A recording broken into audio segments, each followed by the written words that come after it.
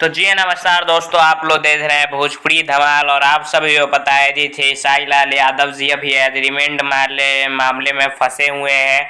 लेकिन इसी बीच थे साई लाल यादव जी का एक नया फिल्म आप सभी के बीच में रिलीज होने जा रहा है। जी हाँ दोस्तों, पोस्टर आ गया है। फिल्म का नाम है लाडला 2। जी हाँ दोस्तों, अभी हाल ही में आप लोग कई सारे गाने सुन रहे हैं लाडला 2 फिल्म थे साई लाल यादव, मेधाश्री इससे हीरोइन है। और इंटरटेन नंदीला पर इसका ट्रेलर भी कुछ दिन पहले आया है। कहानी की बात करें तो ट्रेलर में जो कहानी हमने देखा है वो उतना ज़्यादा तो खास नहीं लगा है जिसे देखने लोग सिनेमा हॉल में जाए।